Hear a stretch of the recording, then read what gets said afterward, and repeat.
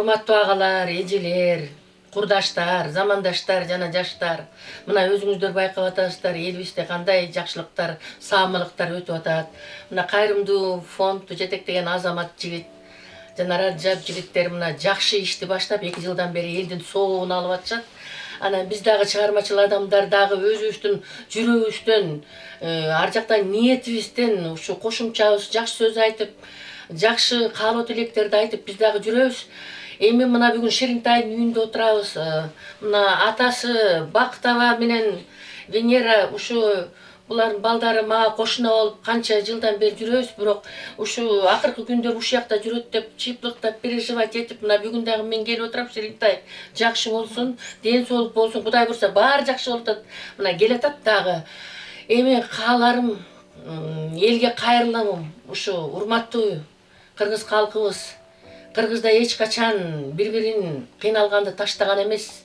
Ата-бабадан келаткан салт экен, бири-бирине жаш сөз айтуу, колду сунуу.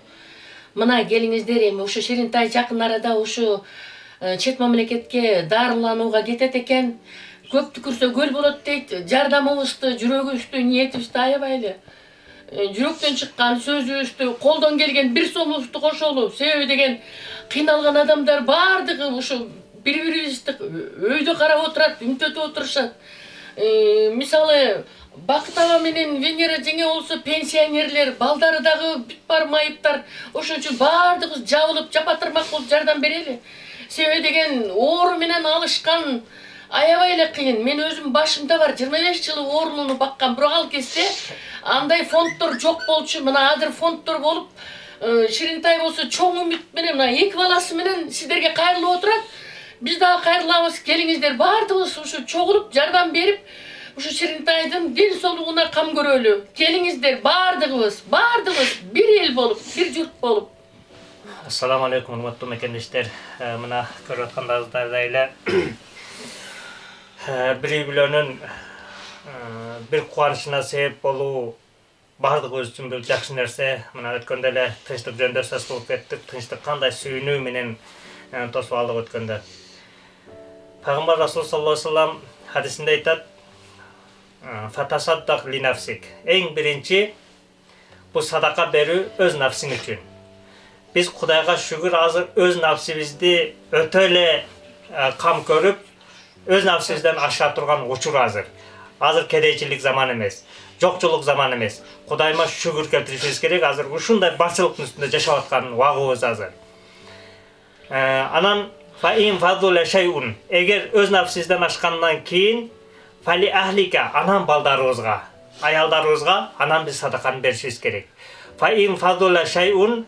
Эгерде балдарыбыздан ашкандан кийин жакын урук туугандарыбызга, анан ашкандан кийин кошуна колоңдорубузга, анан ашкандан кийин бул Пайгамбар Расул саллаллаху алейхи вассалам өзү ушундай чектеп кеткендей, ушуга окшогон мекендештерибизге берүүбүз биздики зарыл.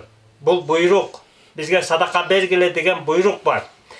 Эгерде биз ушул ысырапкорчулукту көбөйтүп, өзүбүздүн кызыкчылыгыбыз үчүн жумшап, көп оюн зооктору менен жүрүп, акыры ажалыбыз жетип бир күн жаналгыс периште келип жаныбызды алгандан кийин анын жообу өтө катуу болуп калат.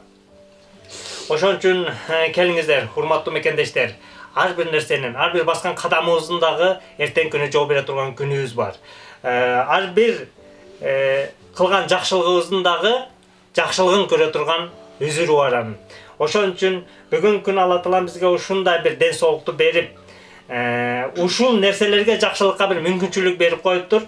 Колдон келишинче жакшылык кылып калайлы. Колдон келишинче жакшылык кылып калайлы. Эртең күнү балким жок болуп калар. Эртең күнү бул нерсе мүмкүнчүлүк болбой калаттыр.